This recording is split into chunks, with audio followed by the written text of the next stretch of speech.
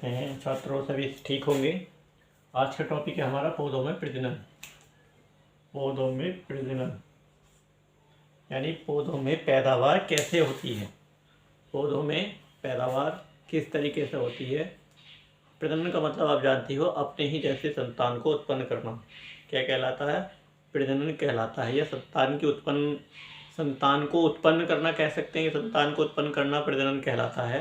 अपने ही जैसे बच्चों को, अपने ही जैसे समान बच्चों को पैदा करना या उत्पन्न करना क्या कहलाता है? प्रजनन कहलाता है।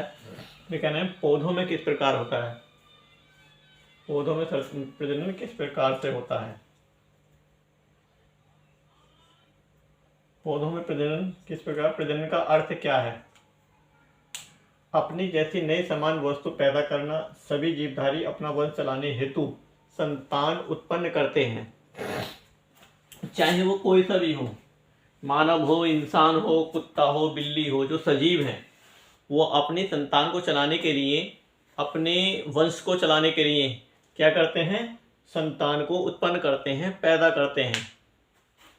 चाहे वो मनुष्य हो, कुत्ता हो, बिल्ली हो, गाय हो, भैंस हो, बकरी हो, कोई सी भी जो सजीव वस्तु, कंगारू, हिरन, क्या है, ये सब अपनी संतान को या अपने वंश को बचाने के लिए संतान या प्रजनन करते हैं, या कह सकते हैं संतान को उत्पन्न करते हैं। सभी सजीवों, मानव और जंतु की भांति पौधे भी प्रजनन करते हैं।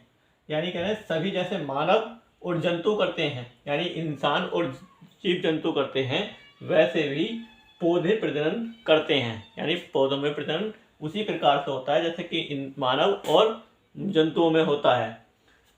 सभी सजीव अपने अपने ढंग से प्रजनन करते हैं, यानी हर की भांति पौधे भी प्रजनन करते हैं। इन्होंने पहले बता दिया कि सजीव और जंतु यानी मानव और जंतु अपने जैसे संतान को उत्पन्न करते हैं, तो वैसे ही पौधे भी प्रजनन करते हैं। और वो अपने तरीके से करते हैं। सजीव अपनी तरफ से अपने तरीके से करते हैं, पेड़ पौधे अपने तरीके से करते हैं, जंतु अपने तरीके से करते हैं। हर किसी का तरीका अलग होता है, हर किसी का कह सकते हैं ढंग अलग होता है। लेकिन क्या है, अपने वंश को बनाने के लिए, अपने वंश को चलाने के लिए, अपने वंश को जारी रखने के लिए वो संतान को उत्पन्न करना जरूरी है। अगर संतान उत्पन्न नहीं करेंगे तो क्या होगा? हमारा वंश, जो हमारा जाति या प्रजाति है, वो विलुप्त हो जाएगी। एक समय ये आएगा जब हम संतान को उत्पन्न नहीं करेंगे तो हमारे जो प्रजाति है वही क्या हो जाएगी? विलुप्त हो जाएगी, हमेशा हमेशा के लिए ख़त्म हो जाएगी। पौधे में प्रजनन दो प्रकार से होता है। एक तो होता है बीजों द्वारा प्रजनन, एक होता है कायिक प्रजनन।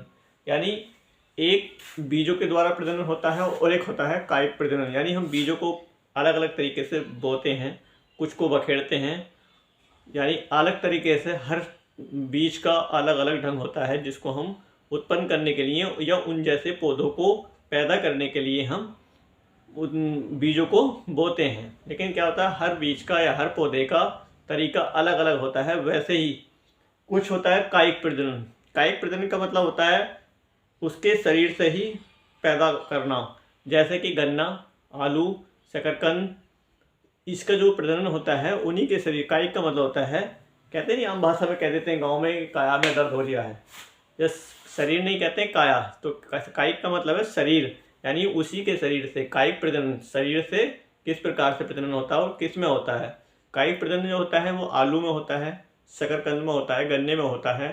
तुमने देखा होगा कि गन्ने को काट कर हम गन्ना लगा देते हैं, आलू को काट कर आलू लगा देते हैं, तो क्या होता है, वो उसके ही आकार, उसी की जाति का या उसी के आकार का, उसी जैसा उत्पन्न होते हैं। गन्ने को देख लो, गन्ना काट के लगाते हैं, गन्ना हो जाता है। आलू को लगाते हैं, आलू हो जाता है।